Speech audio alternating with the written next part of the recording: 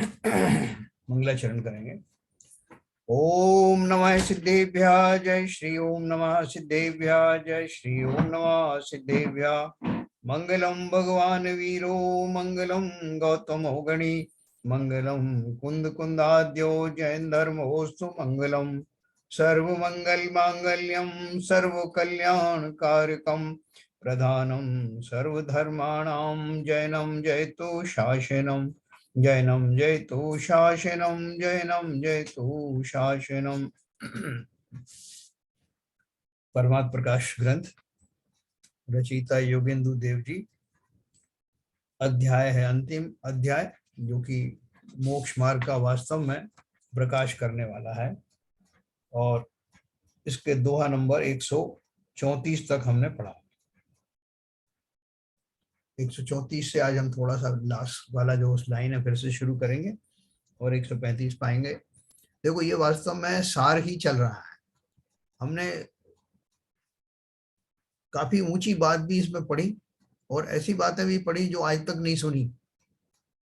जैसे कौन कहेगा आपसे कि तीर्थ वगैरह बेकार है, तीर्थ वगैरह सब नश्वर हैं, देवशास्त्र गुरु भी नश्वर हैं। यानी जो जो हमारे आराध्य या हमारे आलम्बन हैं, जिनमें हम बहुत प्रतीत करते हैं, जिनके बिना हम धर्म को मानते ही नहीं कि धर्म है, उसका अस्तित्व ही स्वीकार नहीं करते, उन सबको भी उन्होंने क्षणिक यानी नश्वर बताया। तो यहाँ अपेक्षा क्या है? अपेक्षा ये है जो उन्होंने बाद में कहा कि अपेक्षा ये है कि ये सब जो वस्तुएं हैं ये व्यवहार से आलम्बन के लिए तो हैं, लेकिन ये स्वयं ही वो लक्ष्य नहीं है। लक्ष्य कौन है? लक्ष्य में स्वयं हूं। मैं स्वयं क्यों? क्योंकि सुखी किसे होना है? मुझे ही होना है, तो इसलिए मैं ही लक्ष्य हूं। बाकी सब आलम्बन जो है वो आलम्बन तो मैंने लिए, लेकिन आलम्बन तक से काम चलेगा नहीं।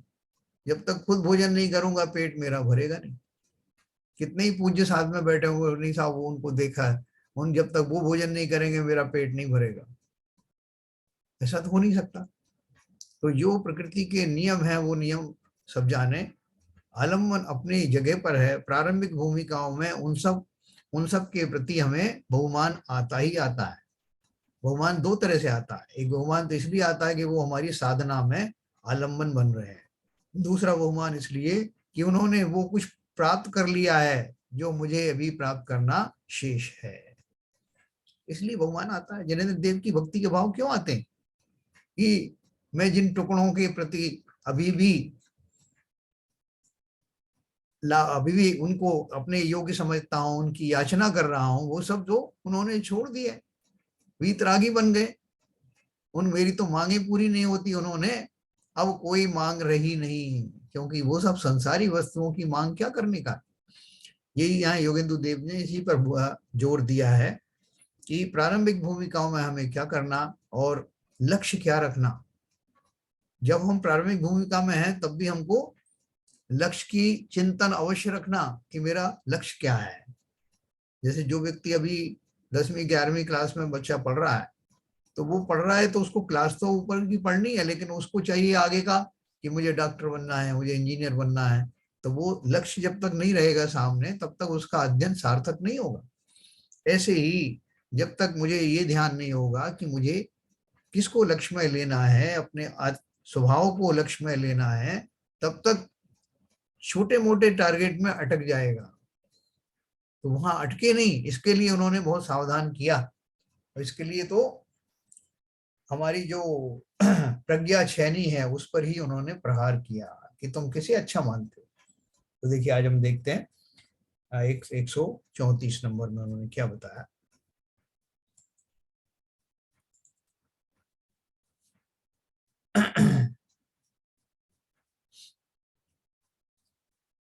एक 133 में हमने क्या पढ़ा था? गृहस्थ अवस्था, भावार्थ देखिए इसका। गृहस्थ अवस्था में जिसने सम्यक्त पूर्वक दान, शील, पूजा, उपवास आदि रूप गृहस्थ का धर्म नहीं किया, गृहस्थ की बात कर रहे हैं ना, दर्शन प्रतिमा, व्रत प्रतिमा आदि 11 प्रतिमा के भेद रूप श्रावक का धर्म धारण नहीं किया, तथा मुनि होकर सब पदार्थों की इच्छा का निरोध कर अनशन वगैरह 12 प्रकार का तप नहीं किया, तपस्रण के बल से शुद्धात्मा के ध्यान में ठहरकर निरंतर भावना नहीं की, मनुष्य के शरीर रूप चर्ममयी वृक्ष को पाकर यति का व श्रावक का धर्म नहीं किया, उनका शरीर वृद्धावस्था रूपी दीमक के कीड़े खावेंगे, फिर वह नरक में जावेगा। इतना लंबा चौड़ा सेंटेंस किसके लिए कहा उन्होंने कि हम जिस भी अवस्था में है, जिस भूमिका में है, उस भूमिका का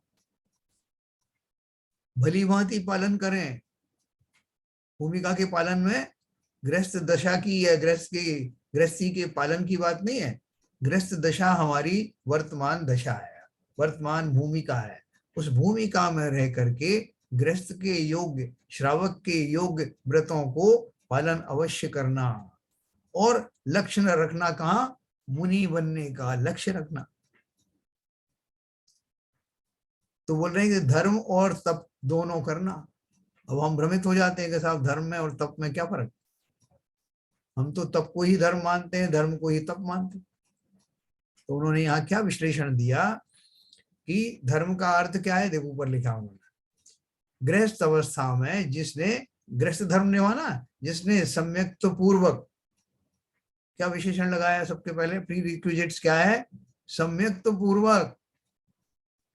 बिना सम्यक के तो हम बहुत कर रहे हैं, दान भी देते हैं, हमारे हिसाब से जो शील है उसका भी पालन करते हैं, ऊपर से वो जो ब्रह्मचारी वाली वेशभूषा पहन करके हमको लगता है कि हम ब्रह्मचारी बन गए, हम सातवीं प्रतिमाधारी हो गए। तो ये बाह्य आवरण की बात नहीं है। तो क्या बोल रहे हैं, सम्यक्त पूर्वक, अर्थात जिसने निरंतर चिंतन कर करके वेद विज्ञान पूर्वक अपने शरीर और आत्मा को अलग न केवल जान लिया बल्कि मान लिया और वैसा करने का ठान लिया। तो सम्यक्त पूर्वक दान, शील, पूजा, उपवास आदि गृहस्थ का धर्म है, षट आवश्यक का पालन। फिर मुनि होकर सब पदार्थों की इच्छा का निरोध कर अनशन वगैरह 12 प्रकार का तप नहीं किया। वो तो ये बोल रहे हैं कि इसी पर्याय में ये दोनों अवस्थाएं लानी है।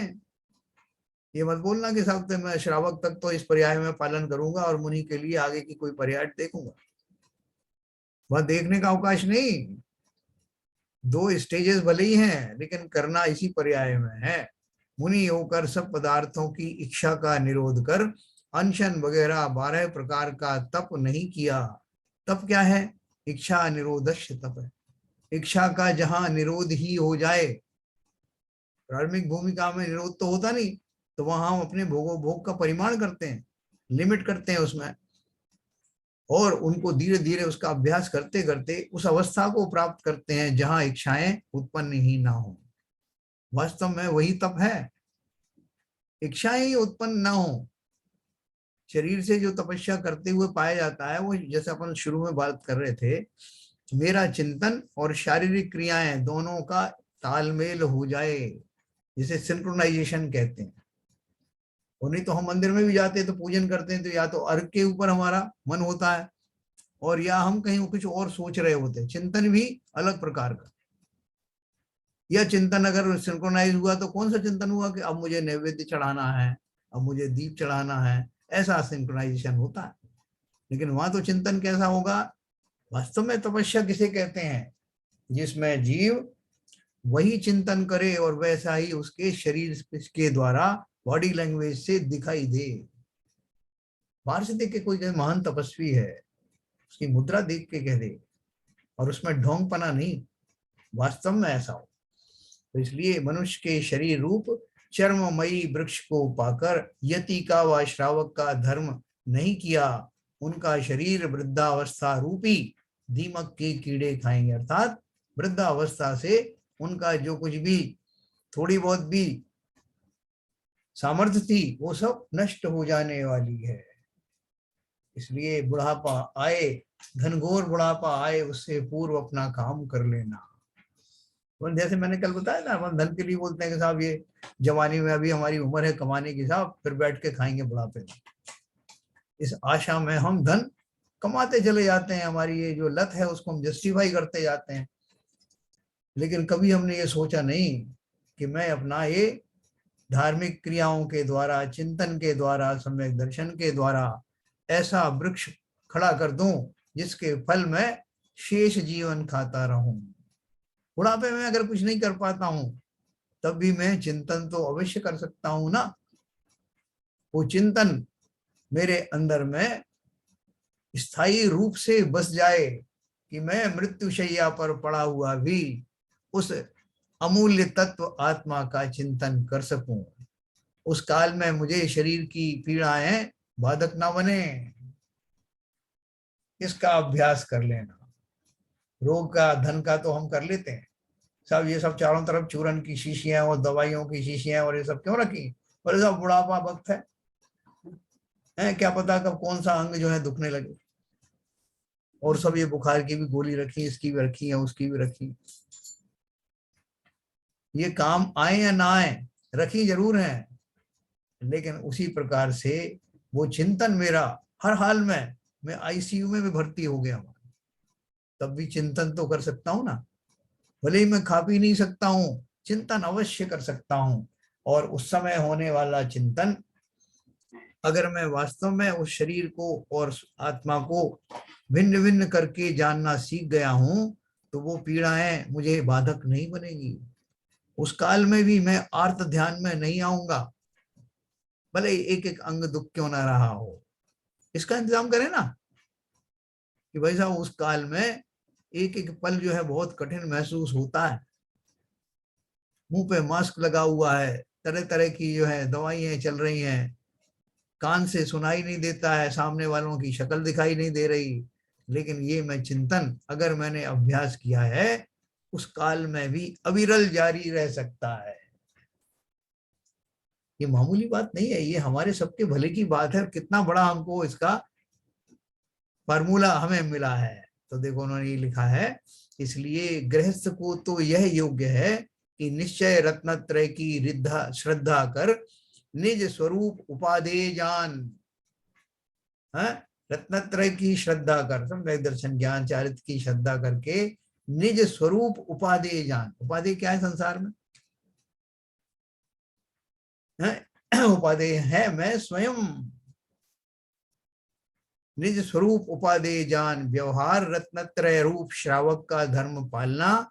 और यति को यह योग्य है कि निश्चय रत्नत्रय में ठहर कर व्यवहार रत्नत्रय के बल से महातप करना। निश्चय और व्यवहार का कैसा सामंजस्य होता है कि अंतर में तो वो रत्नत्रय, निश्चय रत्नत्रय आत्मा देव का स्वरूप व्याप्त हो रहा है और बाहर में श्रावक के योग क्रियाएं आचरण करता हुआ पाया जा रहा। ऐसा तालमेल हो। जब कहते हैं करो तपस्या देह से और अंदर क्या है कि ब्रह्म भाव अंतर लको, ये दोनों का सिंक्रोनाइजेशन होना चाहिए। बार बार से हाथ नचाने से कुछ नहीं होने वाला कि लोगों को दिखाऊं कि मैं कितना भक्ति भाव में डूबा हुआ हूं, अंदर से उसमें भी मायाचारी।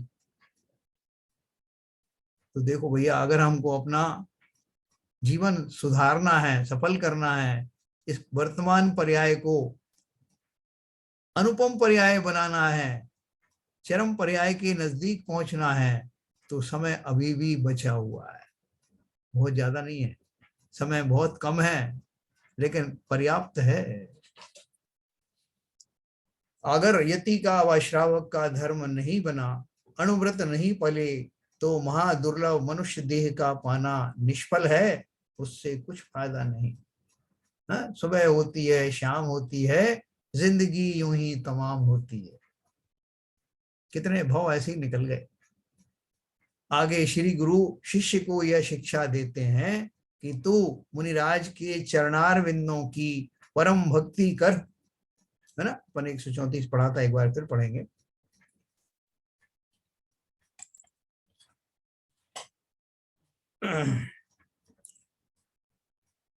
अरिजिय जिण पई भक्ति करी, सुही सज्जनु अवहेरी, तिम बप्पेण विकज्जुणवी, जो पाड़ई संसारी। क्या बोल रहे हैं? आगे श्री गुरु शिष्य को यह शिक्षा देते हैं कि तू मुनिराज के चरणार विंदों की परम भक्ति कर। हे भव्य जीव, तू जिन पद में भक्ति कर और जिनेश्वर के कहे हुए जिन धर्म में प्रीति कर। संसार सुख के निमित्त कारण जो अपने कुटुंब के जन उनको त्याग, अन्य की तो बात क्या है। उस महा स्नेह रूप पिता से भी कुछ कम नहीं है, पिता से भी कुछ काम नहीं है, जो संसार समुद्र में इस जीव को पटक देवे। बोले देखो वो उस पिता से जिसके लिए आपको सब लोग में शिक्षा देते हैं कि पिता से बड़ा कोई आपका शुभ चिंतक नहीं है, उससे बड़ा कोई आपके लिए आश्रय नहीं है, और वो जब भी करेगा तुम्हें बुलंदियों पर पहुंचाने की भावना रखेगा। लेकिन यहाँ तो क्या बोल रहे हैं कि उस पिता से भी स्नेह मत रखना। क्यों? क्योंकि वो आपको संसार समुद्र में पटक देगा। एक राजा ने अपने बेटे को राज्य दिया, किसी चक्रवर्ती ने अपने बेटे से कहा बेटा अब ये राजकाज तू संभाल। तुमने बोला क्यों पिताजी, मैं क्यों संभालूं? बोले बस सब चूंकि मैं जा रहा हूं इसलिए मैं ये राज तुम्हें दे रहा हूं। तो उसने बोला कि आप मेरा भला करने के लिए राज दे रहे हैं या बुरा करने के लिए? अगर भला करने के लिए दे रहे हैं तो आप ही क्यों छोड़ रहे हैं, और बुरा करने के लिए दे रहे हैं तो आप कैसे पिता हैं? इसलिए जिस रास्ते पर आप जा रहे हो वही रास्ता अच्छा है, ये मेरी पक्की श्रद्धा है। क्योंकि आपकी जो चॉइस है, आपकी जो समझ है, आपका जो चुनाव है वो गलत नहीं हो सकता, इतनी मेरी श्रद्धा आपके ऊपर है। इसलिए मुझे इस संसार में मत फंसाएं पिताजी, मैं भी आपके साथ ही दीक्षित होऊंगा। ये प्रसिद्ध कहानी है। उन्हें उनको राज तिलक दिया, उन्होंने अपने बेटे को राज तिलक किया, और लास्ट में मैंने आपको बताया था कि लास्ट वाले ने अपने गर्भस्थ शिशु की माता के पेट पर राज तिलक करके दीक्षा ले ली। ऐसे हैं लोग निरपेक्ष बिल्कुल, जिन्हें किसी तरह का संसार से लगाव नहीं, और जिन्हें प्रत्यक्ष दिख रहा है कि संसार काजल की कोठरी है। उन सबको ज्ञान था, इन्हीं को तो ज्ञानी कहते हैं। हम काहे के ज्ञानी? हम तो ये ढूंढ रहे हैं कि वो चक्रवर्ती अपने बेटे को ही क्यों देता है? हम कहाँ चले गए थे उस टाइम? हमारा चिंतन इस जाति का है। तो देखो उन्होंने क्या लिखा, हे आत्मा राम, अनादि काल से दुर्लभ जो वीतराग सर्वज्ञ का कहा हुआ राग द्वेष मोह रहित शुद्धोपयोग रूप निश्चय धर्म और शुभोपयोग रूप व्यवहार धर्म, अपन ने बात करी थी ना, निश्चय धर्म में शुद्धोपयोग वाला ही निश्चय धर्म होता है और व्यवहार धर्म शुभोपयोग वाला होता है। उनमें भी क्यों होता है, इसका क्या रहस्य क्या है? क्योंकि हमेशा व्यवहार या शुभोपयोग पराश्रित होता है, पर के आलम्बन से होता है, पर के प्रति होता है। तो मैं जिनेंद्र देव की भक्ति करता हूं तो जिनेंद्र देव उस अपेक्षा से पर है ना, मेरी आत्मा की अपेक्षा, और उनका जो वही गुण चिंतन आदि मैं करता हूं वो स्वा का नहीं है, पर का है। भले ही इस भूमिका में मैं वैसे ही करता हुआ पाया जाऊं, लेकिन ये खाली मैं आपको इसकी परिभाषा बता रहा हूं कि जहां जहां पर के प्रति शुभ राग होगा वो शुभोपयोग या व्यवहार धर्म में आएगा। यहाँ तक कि आपके तपश्चरण आदि, आपके जो और जो प्रवृत्ति पूर्वक लिए जाने वाले नियम संयम आदि हैं, वो सब पर के आश्रय से किए जाते हैं, इसलिए पर ही हैं, इसलिए व्यवहार ही है। और निश्चय धर्म में साधना निज की जाती है, सब ओर से दृष्टि हटाकर स्वामय स्थापित की जाती है, इसलिए वही निश्चय धर्म है। ये परिभाषाएं याद रखना, हम बार बार बीच बीच में कंफ्यूज हो जाते हैं ना, व्यवहार क्या है और निश्चय क्या है। उनमें भी है ना 6 आवश्यक रूप यति का धर्म, मुनि के 6 आवश्यक अलग होते हैं, तथा दान पूजादि श्रावक का धर्म, यह शुभाचार रूप 2 प्रकार धर्म उसमें प्रीति कर। ये चाहे मुनि की बात कही हो, चाहे श्रावक की कही हो, ये जो व्रत आदि हैं, ये कैसे व्रत हैं? व्यवहार धर्म में आते हैं। कंफ्यूज मत होना, दोनों के ही व्यवहार धर्म अपनी अपनी भूमिका के अनुसार पाए जाते हैं। मैं दान व्रतशील आदि जो कुछ करता हूँ, जो छोटे मोटे नियम संयम पालन करता हूँ, देह आदि से पालन करता हूँ, भक्ति भाव से करता हूँ, पूजन आदि करता हूँ, ये सब व्यवहार धर्म है। इसी तरह मुनिराज जो तपस्चरण करते हैं, अब समझना मैं कहाँ तक आपको लेके आ रहा हूँ। मुनिराज जो तपस्चरण करते हैं, उनके जो षट आवश्यक पालन करते हैं, व्रत समिति आदि का जो पालन करते हैं, जो भी प्रवृत्ति पूर्वक जो धार्मिक क्रियाएं आदि करते हैं, चिंतन भी है उसमें, तब भी वो चिंतन चूंकि स्व में फोकस्ड नहीं है, इसलिए वहां तक वो भी व्यवहार, मुनि का व्यवहार धर्म कहा जाता है। और जिस क्षण में फोकस्ड होकर के स्वयं का ही चिंतन करूंगा और कोई चिंतन मेरे अंदर प्रविष्ट ही नहीं होगा, वो दशा कब आएगी?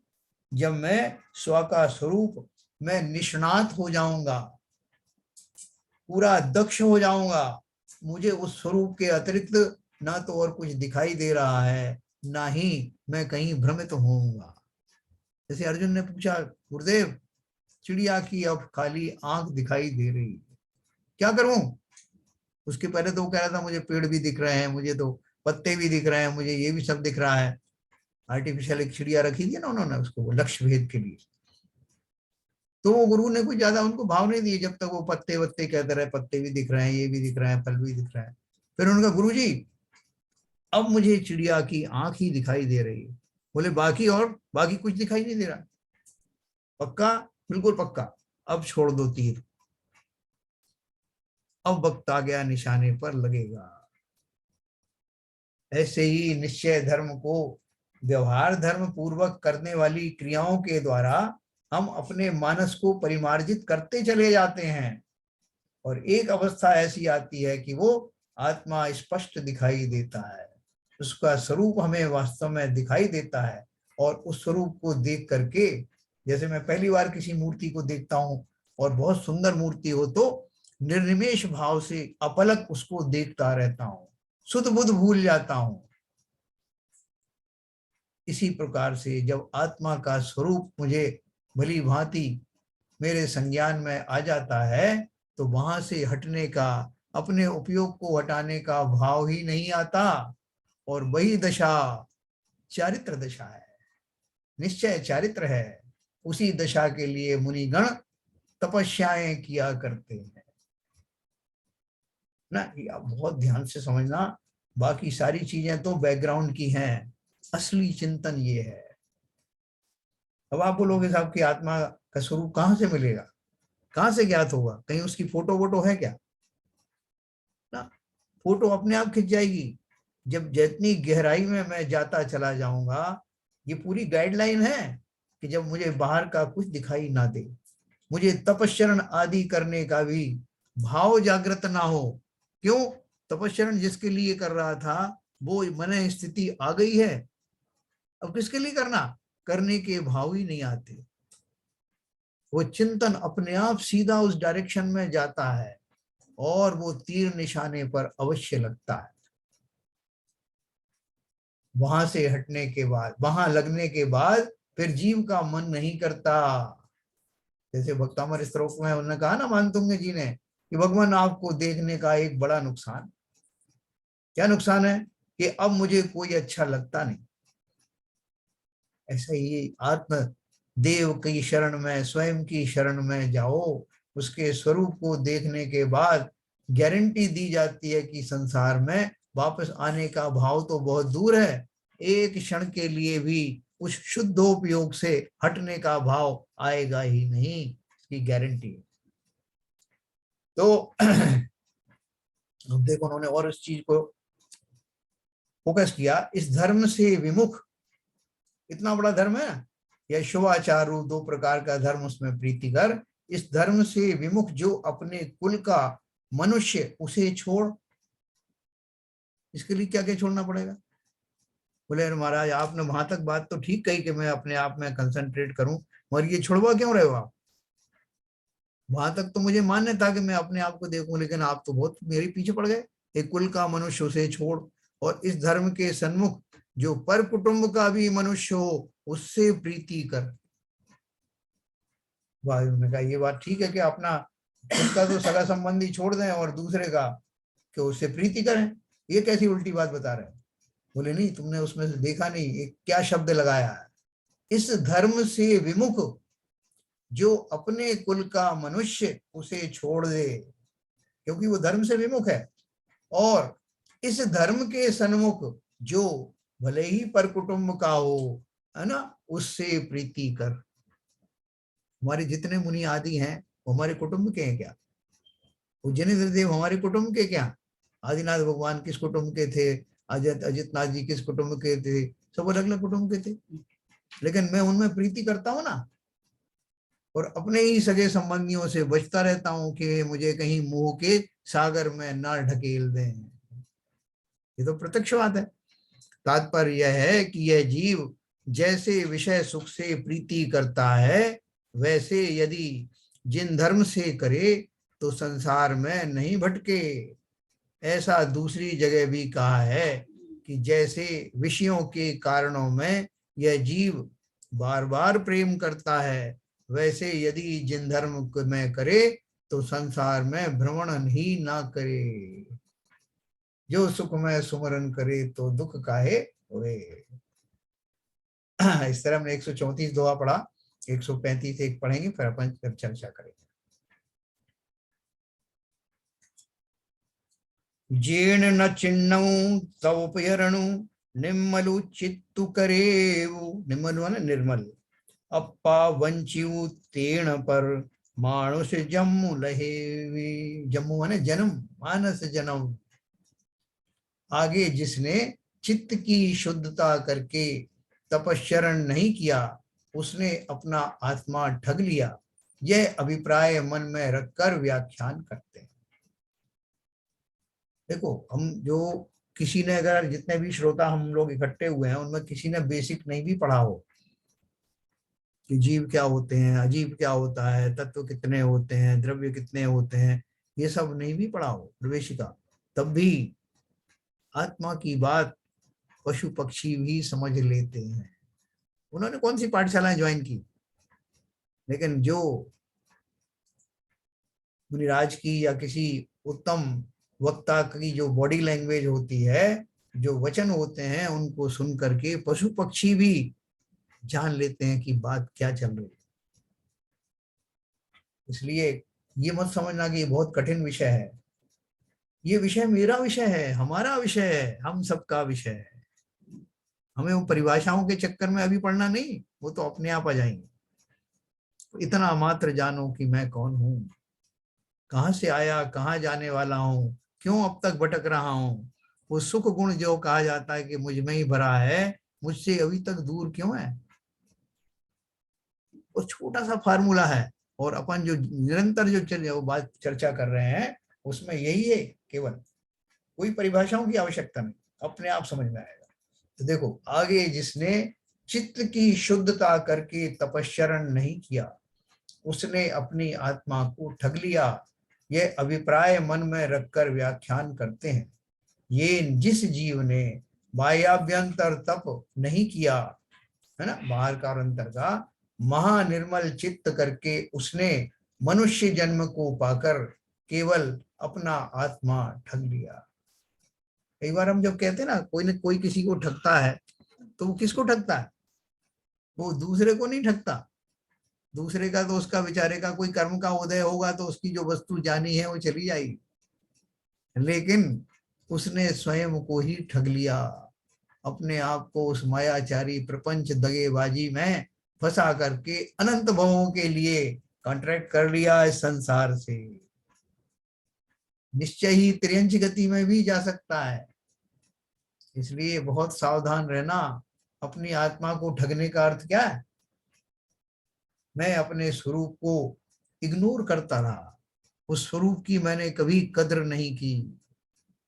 उस स्वरूप के अतिरिक्त संसार में सब चीजें मुझे प्रिय लगी, ये आत्मा को ठगना है ना।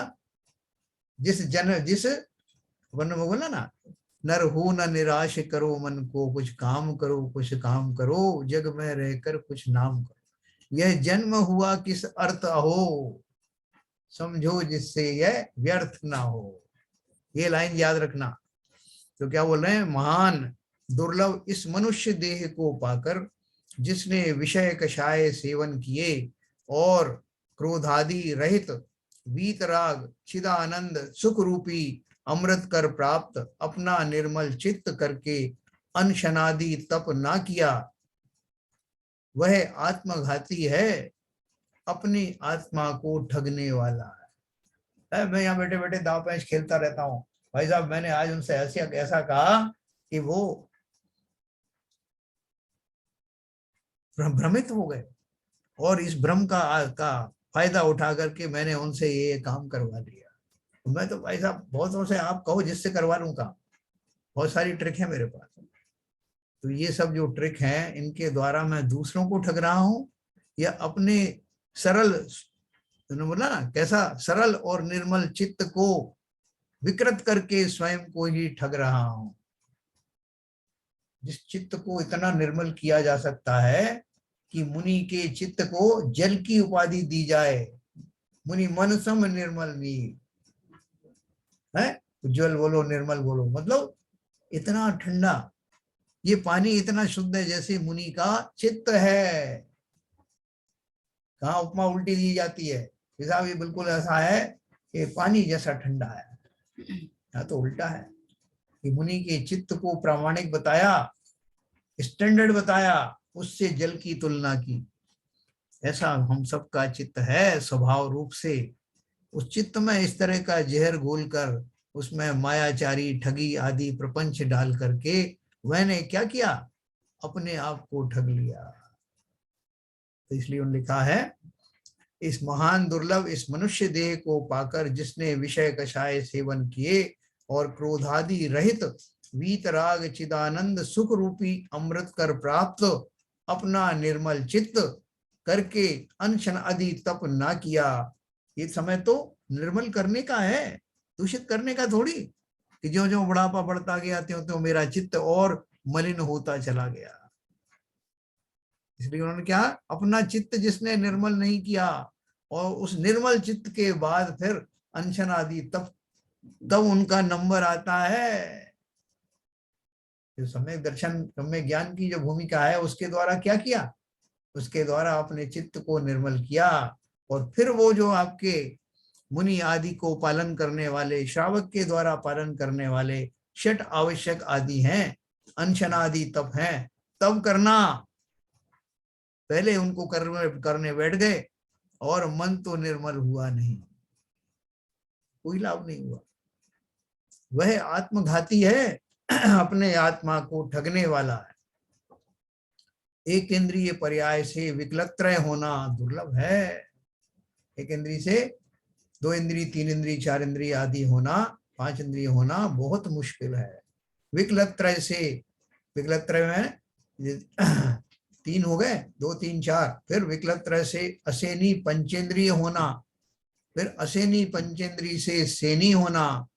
सेनी यानी मनधारी, जिसके मन है उसे अपन सैनी कहते हैं, जिसके मन नहीं है उसको असैनी कहते हैं। असेनी पंचेंद्री से सेनी होना, सेनी त्रियंच से, अब ये त्रियंचों की बात चल रही है। सेनी हो जाने का अर्थ मनुष्य हो जाना नहीं, कि पशुओं में भी सेनी असैनी होते हैं ना। मन सही, जैसे जो शेर, चीते, नेवले आदि जो सब है, ये सब पंचेंद्री सेनी पंचेंद्री हैं, मेंढक आदि।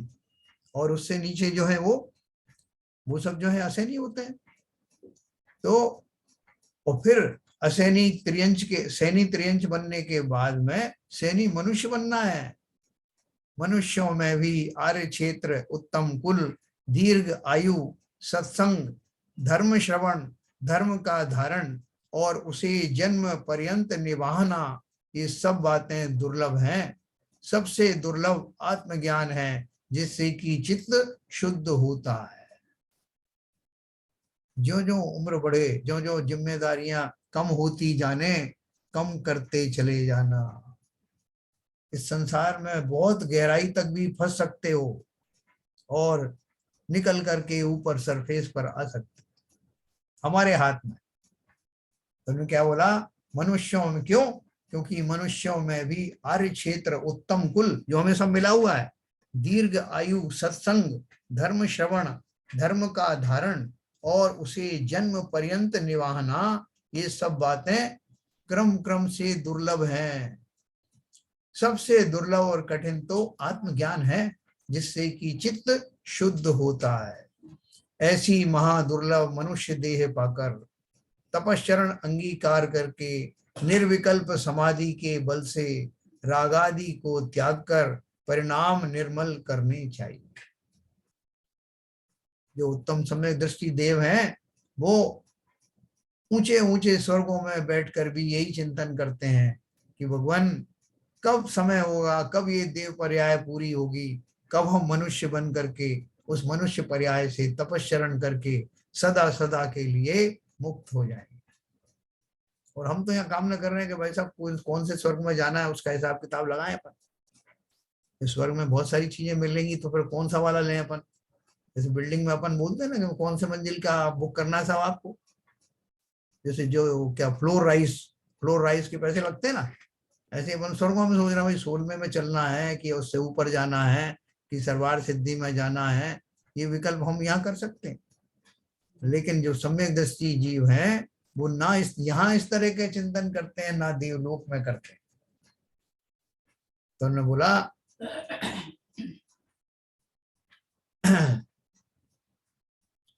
ऐसी महादुर्लभ मनुष्य देह पाकर तपश्चरण अंगीकार करना, यह तन पाए महातप कीजिए। अरे ऐसा अनमोल मुझे एक साधन मिला है, घोर तप करना। रोज पढ़ते ना वो रिद्धि मंगल पाठ वगैरह जो सुबह पढ़ते हैं, परमर्श मंगल, उस सब में पढ़ते हैं ना। उस तप के प्रभाव से ऐसी रिद्धि प्राप्त होती है कि घोर तप और उससे ऊपर का तप भी करना संभव हो जाता है, ये रिद्धि के फलस्वरूप। तो यहाँ मुझे ये रिद्धि को, समस्त रिद्धियों से ऊपर की ये उपलब्धि है कि मैं पंचेंद्रिय सैनी, पंचेंद्रिय मनुष्य बनने के बाद आर्य क्षेत्र में, यहाँ कर्म भूमि में उत्तम कुल, दीर्घ आयु, सत्संग, धर्म श्रवण और धर्म की बुद्धि, धर्म की रुचि लेकर के उत्पन्न हुआ। क्या ऐसे सस्ते में लुटा दोगे ये रत्न को? तो उन्होंने बोला ऐसी दूसरी जगह भी कहा है कि चित्त के बंधने से यह जीव कर्मों से बंध जाता है ना। अगर चित्त को मैंने निर्मल नहीं किया, वे आत्मा को ठगने वाले हैं। ऐसा दूसरी जगह भी कहा है कि चित्त के बंधने से यह जीव कर्मों से बंधता है। जिनका चित्त परिग्रह से, धन धान्यादिक से आसक्त हुआ, वे ही कर्म बंधन से बंधते हैं। तो अभी तो मजा नहीं आया, इतना धन आया, लेकिन थोड़ा सा और आ जाते तो जरा अच्छा होता। तो क्या करोगे अब इस धन का? इसको भोग पाओगे कि इस उम्र में? बोले नहीं साहब नहीं भोगे, तो बच्चों को दे जाएंगे। है तो अपने ही ना, उनको दे जाएंगे। इसलिए साहब वो हमारी जो आपको गलत फहमी हो गई कि हमको बड़ी तृष्णा है, हम अपने लिए थोड़ी कर रहे हैं। किन के लिए कर रहे हो? जिनके लिए कर रहे हो वे आत्माएं हैं क्या? तुम्हारी आत्मा है क्या? हमारी तो नहीं है, मगर वो परिवार में है ना साहब, तो परिवार की सब आत्माएं हमारी आत्मा बनते हैं है ना। तो देखो ये भेद न जानने के कारण हम अनादिकालीन वासनाओं को ही पुष्ट करते रहते हैं, बहाने ढूंढते रहते हैं अपनी उन चालाकियों के लिए। अनादिकाल में किसका बेटा, किसके पिता, किसके भाई आज तक कोई है क्या? याद है क्या वो लिस्ट? सब छूट गए, नए सिरे से फिर बना रहे हो संबंध, तो फिर एक श्रृंखला खड़ी हो जाएगी। इसलिए उन्होंने कहा जिनका चित्त परिग्रह से, धन धान्यादि से आसक्त हुआ, वे ही कर्म बंधन से बंधते हैं। और जिनका चित्त परिग्रह से छूटा, आशा तृष्णा से अलग हुआ, वे ही मुक्त हो पाए। इसमें संदेह नहीं है। यह आत्मा निर्मल स्वभाव है, सो चित्त के मैले होने से मैला हो जाता है। दुकान से लाए थे हम, बिल्कुल कोरा कपड़ा था साहब, अब वापस करने गए, उसको उसने नहीं दिया वापस। तो क्यों साहब वापस क्यों नहीं कर रहे? बोले साहब ये तो मैला है। बोले कहाँ मैला है, मैं तो धो के लाया इसको। धो के लाया इसका मतलब मैला हुआ था ना, पूरा कहाँ है? हाँ साहब पूरा तो नहीं। ऐसा ही ये चित्त, वो बोल रहे हैं क्या, ओरिजिनल चित्त कैसा है? ये आत्मा निर्मल स्वभावी है। जो मेरा स्वभाव है वो तो निर्मल ही है, मैंने ही उसे मैला कर दिया। और इस बात का संज्ञान भी नहीं लिया कि वो मैला हो गया है, और मैं इसको पुनः निर्मल कर सकता हूं। चिंतन के अभाव में, सही चिंतन के अभाव में, दुराशाओं की श्रृंखलाओं के कारण मैं अपने लक्ष्य को पहचान नहीं पाया। संसार की इतनी दीर्घ यात्रा मेरी कब से चल रही है, क्यों चल रही है, कब समाप्त होगी, इसका अभी तक मुझे रहस्य समझ में आया नहीं।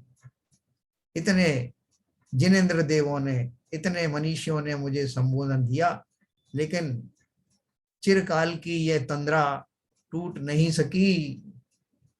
अब भी समय है, जितना भी समय है इसमें लगा दें, अवश्य ही तंद्रा टूटेगी, अवश्य ही मैं इस रहस्य को समझ सकूंगा, जिनेंद्र देव मोक्ष कैसे चले गए। चलिए मैं आपको अनम्यूट करूंगा, अपन बात करते हैं।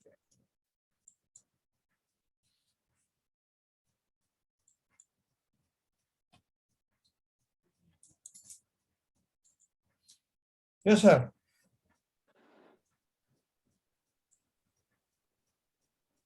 सबको समझ में आ रहा है आरपीएल साहब?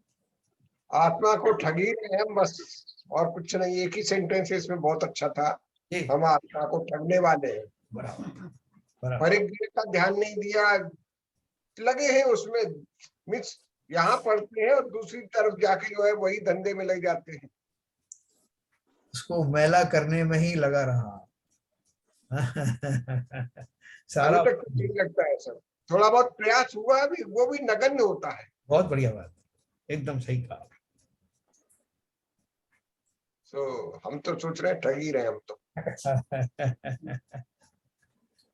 तो उस ठगी से निकलने के लिए हमें कौन प्रेरित करेगा? यही शास्त्र है ना, हमारे जो गुरु हैं, जी देव गुरु शास्त्री सब एक्चुअली में करते हैं प्रेरित, ऐसा नहीं है। जी। और कुछ समय के लिए कहें तो आप उस धारा में मुड़ते हैं, लेकिन फिर वापस उसी पटरी पर आ। उस पर पकड़ नहीं आ पाती है उस चीज पर। नहीं, उसका क्या कारण हो सकता है, ऐसा क्यों हो रहा है? कहीं ना कहीं कोने में हमारे धन धान्य जो है वो परिग्रह की भावना जो है बसी हुई है। जी हाँ। कहीं ना कहीं ओके, किसी में कम किसी में ज्यादा। बेसिकली भेद विज्ञान तो नहीं हो रहा है ना। हमको लौलिता बुढ़ापे में भी लगी है कि कुछ पैसा बढ़ जाए, इसका भी या ब्याज आ जाए, 4% ज्यादा आ जाए, या ये तो वो जो लौलिता है वो भेद विज्ञान यदि, और ये है कि मतलब कुटुंब को देने का जो आज इसमें आया कि जिसको हम अपना कुटुंब मान रहे हैं उसको देने के लिए हम, जबकि वो आशा हमारी है, कुटुंब की नहीं है। ये हमारी इच्छा है कि मैं कमा के धन दूं और मेरा नाम हो और मैं बच्चों के नाम और प्रॉपर्टी खरीद के जाऊं। ये सब मेरे अंदर ही छुपा हुआ है, किसी को नहीं चाहिए। सही बात है, बिल्कुल सही बात, बिल्कुल सही बात। तो वो भेद विज्ञान यदि होने लगेगा धीरे धीरे तो ही वो होगा, नहीं तो निकलना बड़ा मुश्किल है। संसार बिंदु का जो वृक्ष अपन ने देखा ना, कि मधु की एक बूंद आ रही है, वो एक बूंद और आ जाए। नीचे जो है कितने जो है खतरे बड़े पड़े हुए हैं, नीचे सर्पादी बैठे हुए हैं, ऊपर वो जो जिस वृक्ष से लटक रहा है उसको हाथी तोड़ने पे लगा हुआ है, डाल को चूहे काट रहे हैं, लेकिन वो उसको निकालने वाले को ही मना कर देता है, भैया एक बूंद उठाने दो ना। ऐसे ही जो आपने सही कहा, ये अनंत वासनाएं, हमारी अनंत काल की जो वासनाएं हैं, वो हमें संसार से निकलने नहीं देती। प्रत्यक्ष देख रहे हैं कि मेरा विनाश निश्चित है, लेकिन फिर भी जो मेरी सहायता करने आए हैं उनको भी मैं दुत्कार देता हूँ। भैया तुम्हें दिख नहीं रहा है कि मैं किसका वेट कर रहा हूँ? ऊपर से एक बूंद टपक रही है, तुम लगे हुए कि चलो यहाँ से निकल चलो। क्यों निकल चलो? ये जो मेरी दुर्भावनाएं हैं, अनादिकालीन मेरी जो लोलुपताएं हैं, वो जब तक नहीं जाएंगी, और वो उनको निकालने वाला कोई सदगुरु नहीं है, वो तो बता सकते हैं, खाली निकलना रास्ते दिखा सकते हैं। रास्ता दिखा सकते हैं। क्या बाबूजी? एक्चुअल में बात भाई साहब ये है, जी। हम स्वयं के लिए ईमानदार नहीं है, हाँ, अपने लिए, अपने आप के लिए अपने ईमानदार हो जाएं तो बड़ी समस्याएं हमारी दूर हो जाएं। जी। जो हम सोचते हैं, जो करते हैं, स्वाध्याय में बैठ के कुछ पढ़ते हैं, व्यवहार में कुछ करते हैं, दिखाई कुछ देते हैं, इन चीजों के लिए हम अपने आप को ही ठग रहे हैं। बिल्कुल। ये बार बार हमारे ये योगेंद्र जो भी है, योगेंद्र देव जी, हाँ। हाँ जी, बार बार कहते हैं तुम अपने आप से ईमानदार बनो। यस। जरूरत ही नहीं है, जरूरत नहीं पड़ेगी आपको आगे कुछ करने की। ये और अपन को लगता तो नहीं है ऐसा कि अपन दुखी हैं। जब अपन दुखी है ही नहीं तो काहे को इस प्रपंच में पड़ना। भाई दुखी नहीं ही है मान लीजिए, हाँ। लेकिन ईमानदार बनने में क्या हर्ज है यार? नहीं, काहे के लिए ईमानदार बनना?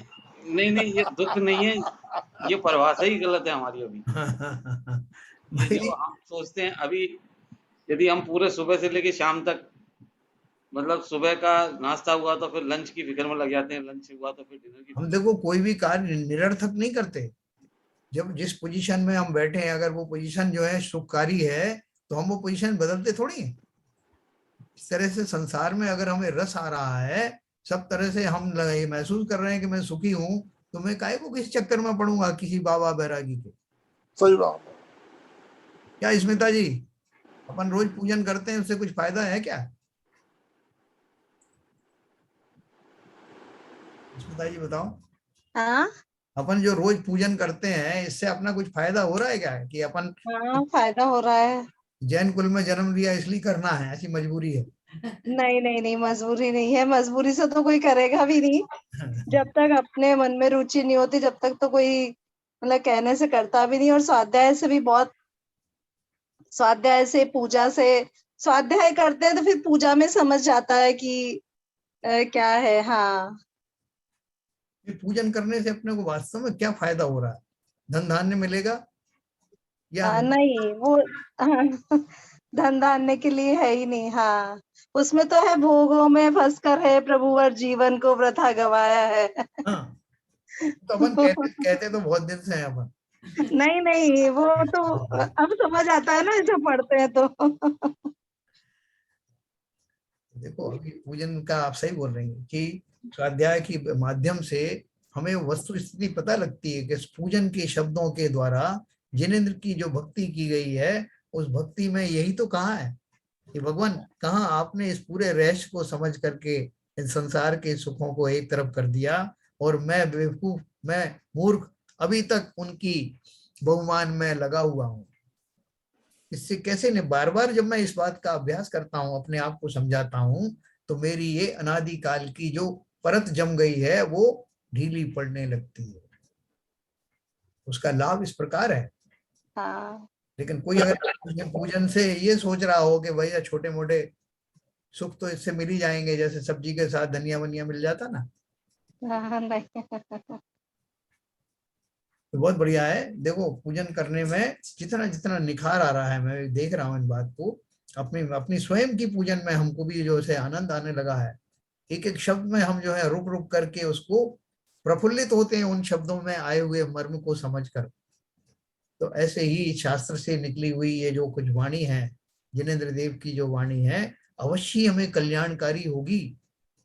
इस पर विश्वास रखना, और इसमें अपनी रुचि बनाते बनाते अवश्य ही ये अनादिकाल की श्रृंखलाएं टूटने लगेंगी। क्या शरण जी, होंगी कि नहीं? बिल्कुल होंगी सर। हाँ, अपने को विश्वास है कि नहीं इस बात का? बिल्कुल विश्वास है, रनिंग तो हो रही है, हाँ, स्लो है लेकिन चल रही। मतलब अपने को खुद ही लगता है कि इसमें थोड़ा सा और तेजी आनी चाहिए। बिल्कुल आनी चाहिए। तो अपना तो लगता है उसमें कि हम अपने आप को ठग रहे हैं। वैसे जब पूजा करते हैं तो चत्तारी शरणम पवत जामी बोलते, कभी मन में लगता है कहाँ जाता हूँ, शरण तो चाहता ही नहीं मैं चाहता था, ऐसे काम क्यों कर रहा हूँ फिर। जैसे अरिहंत शरणम पावत जामी लगता है, तो कहाँ अरिहंत के शरण में जाना चाहता ही नहीं मैं। अगर चाहता तो फिर ये क्रिया क्यों कर रहा हूँ मैं। बहुत मतलब अपने आप से लगता है कि हम अपने आप को ठग रहे हैं, झूठ बोल रहे हैं सब चीजें। देखो बहुत बढ़िया बात है। अगर हमें यही आभास होने लगे कि मैं किसको बेवकूफ बना रहा हूँ, किसको ठग रहा हूँ, ये बिल्कुल सही कहा संजय प्रकाश। ऐसा अगर भाव भी हमारा वो शब्द उच्चारण के समय में आ जाए तो मैं समझ जाऊं कि भैया इसको सार्थक करना है, ये खाली जो है कहने सुनने की बात नहीं है। ये बहुत सही कहा आपने। अगर ऐसा भाव भी आ गया कि मैं स्वयं को ठग रहा हूं, मैं वैसा नहीं हूं जैसा बनना हो चाहिए मुझे, जैसा इसमें लिखा है, तब भी काम हो जाएगा। लेकिन ये एहसास होना अवश्य है। और हमें क्यों नहीं लगता कि हम जो है दुखी हैं, इसका कारण क्या है? क्या संजय जी? सब यही दुखी है लेकिन मानते नहीं है सब। जैसे मंदिर में भी हम पूजा करने से बैठते हैं, कई बार बहुत पसीना आ रहा है, सब कुछ आ रहा है, पर बहुत परेशानी, बहुत गर्मी है। मैंने कहा हमको तो बहुत मजा आ रहा है, कहाँ गर्मी परेशानी है। गर्मी परेशानी होती तो हम उस रास्ते में चले जाते जिस रास्ते में देखो वो जाके बैठे हैं। बराबर है। हम तो इसका पूरा मजा ले रहे हैं। मैंने कहा बोलते जरूर है बाहर से सब चीज बहुत परेशानी है, बहुत सब कुछ है, लेकिन वाकई में परेशान होते तो हम इनके साथ चले जाते हैं। सही बात। क्या नीरजा जी आपको लगता है कि अपन थोड़े से तो आगे बढ़े हैं कि नहीं बढ़े हैं? लगता है स्वाध्याय से फर्क आया है। स्वाध्याय से सबसे बड़ी बात है कि पूजा का अर्थ समझ में आने लगा। जब पूजा का अर्थ समझ में आ रहा है तो उसमें ये तो महसूस हो जाता है कि जो हम कर रहे हैं वो गलत कर रहे हैं। अब हमें अपने स्व का ज्ञान होना चाहिए, स्व में स्थित होने की कोशिश करनी चाहिए, लेकिन हो नहीं पा रहे हैं, वो ये एक अलग बात है, लेकिन इसका एहसास होने लगा है। बहुत बढ़िया। अपनी गलती का सही बात तो यही है कि अपनी गलत चीज का अब एक एहसास हो। जगाया तुमने कितनी बार, हुआ नहीं कितना जगाया, फिर भी मदिर सम्मोहन ममता का रे बेचे बड़ा सही संत, बराबर। तो बाबूजी जगाते हैं लेकिन फिर वहीं पे आ जाते हैं। बिल्कुल सही कह रहा है। ये जो फर्स्ट स्टेप है ना, जब हम किसी को सॉरी बोलते हैं तो सबसे पहली स्टेप ये होती है कि मैं रियलाइज करता हूँ कि मुझसे गलती हो रही है। बस सब यही रियलाइज करने लग गए कि क्रोध या कुछ भी गलत करते हैं तो समझ आ जाता है और सॉरी फील करते हैं। बराबर, ये शुरुआत है। देखो हमको भले ही लग रहा है कि शरण जी बोल रहे हैं कि बड़ा स्लो हो रहा है, लेकिन सब अपन ने भी पढ़ा कि सहज में होने दो। इसी का नाम सहजता है। अभी अपन रियलाइज करने का समय है कि मेरे अंदर क्या क्या बदलाव आ रहे हैं, क्या क्या परिवर्तन आ रहे हैं। ये बहुत कम लोगों में होता है कि पढ़ने के बाद भी ये एहसास हो जाए कि मैं अभी वहां तक पहुंचा नहीं हूँ जो इन लाइनों में लिखा हुआ है। नहीं, शुरुआत तो हो रही है कि आलोचना सुन के भी समता में रह रहे हैं, तो थोड़ा तो असर आ रहा है ऐसा। बहुत बढ़िया, बहुत बढ़िया। ऐसा मतलब खुद फील कर रहे हैं कि मैं मेरे उससे तो अनुभव से बता रही हूँ कि ये क्रोध और जो सॉरी का और आलोचना सुन के थोड़ा समता में आना, ये दो चीज तो टच मतलब काफी बिल्कुल ठीक हुआ है। हाँ, प्रैक्टिकली अपन उसको देख रहे हैं कि ये सब करने से मेरी समता, मेरी साधना, मेरी संवेदनाएं काफी कुछ जो है संतुलित हो गई हैं। काफी कुछ कंट्रोल हो गया है। और ये अमोघ शस्त्र है, इसका प्रयोग संसार में भी किया जा सकता है और परलोक में भी किया जा सकता है। भाई साहब आलोचकों को धन्यवाद देना चाहिए। हमारी हमें जो है स्थिर बनाए रहने में हम अपनी परीक्षा कर रहे हैं। आलोचक अपनी बात है आलोचना कर रहे हैं, वो तो हमारे लिए फायदेमंद हो रहा है। यस, निंदक नीरे राखिए आंगन कुटी। हम कहाँ तक समता में बने रह सकते हैं। और भाई क्रोध और ये जब चीज तक संसार में जब तक है तत्क्षणिक ये क्रियाएं होती रहेंगी, हमेशा होती रहेंगी। लेकिन समता में कितनी जल्दी आ जाए आदमी और समता में बना रहे, ये सबसे महत्वपूर्ण बात होती है। बिल्कुल सही है। जैसे अपन ने बात की ना कि ये बहुत बढ़िया प्रयोगशाला है। किसी प्रयोगशाला में अपन जाते हैं तो उसमें वो सब एलिमेंट चाहिए, उपकरण चाहिए जिनसे वो प्रयोग किए जाते रहे। ये प्रयोगशाला में जब मैंने आपको बताया कि ये जैसे ट्रस्ट के अस्पताल होते हैं ना, येरला वेरला जो सब हैं, उनमें आपको ज्यादा पैसा नहीं देना पड़ता। क्यों नहीं देना पड़ता? क्योंकि वो उनके लिए आप जो है एक उपकरण की तरह हैं। वहां के बच्चों को सिखाने के लिए, ये मरीज के रूप में आप जो जा रहे हो उनको सिखाने के एक साधन है, इसलिए वो आपसे पैसा नहीं लेते। उसी प्रकार से संसार में जितने पात्र हैं, कोई आपका अपमान करेगा, कोई आपको जो है झिड़की देगा, कोई किसी तरह से विषमताओं के बीच में खड़ा कर देगा, कोई आपका उपहास करेगा, ये सब उपकरण हैं। प्रयोगशाला के उपकरण है आपको सही जगह पर लाने के लिए, शिक्षा देने के लिए कि ऐसी कंडीशन में भी समता रखना, वैसी में भी समता रखना, आपका कोई अपमान भी करे तब भी दुखी होना मत। और उसके पीछे संबल भी बताया, तय कर्म पूरब किए खोटे, सहे क्यों नहीं जिए रा, अति क्रोध अग्नि बुझाए प्राणी, साम्य जल ले सिएरा। कितनी बढ़िया बातें अपन को कही हैं। उस संबल के आधार पर मैं उस प्रयोगशाला में आने वाले हर उपकरण को उपकरण मात्र ही मानूं, उनके प्रति क्रोधित ना हो। यही उपलब्धि है ध्यानत राय जी की पूजन को पढ़ने का। बिल्कुल सही कहा आपने। तो चलिए साहब, समय हो गया, बहुत बढ़िया लगा आपसे सबसे डिस्कस करके। कल अपन फिर और थोड़ा आगे चलेंगे और धीरे धीरे ही सही अवश्य ही उस रास्ते पर चलते रहेंगे। बहुत सुंदर। गिनवाणी स्तुति करेंगे। मिथ्यातम नाश वे को, ज्ञान के प्रकाश वे को, आपा पर भास वे को, मानुषी बखानी है, छाओ द्रव्य जान वे को, बंधु विधि भान वे को, स्वपर पिछान वे को, परम प्रमानी है, अनुभव बताए वे को, जीव के जताए वे को, काहू ना सताए वे को, भव्य और यानी है, जहाँ तहाँ तार वे को, पार के उतार वे को, सुख विस्तार वे को, यही जिनवाणी है।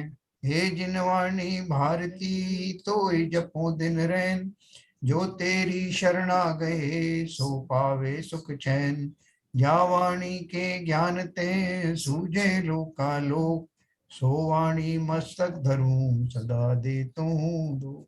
जिनवाणी माता की जय।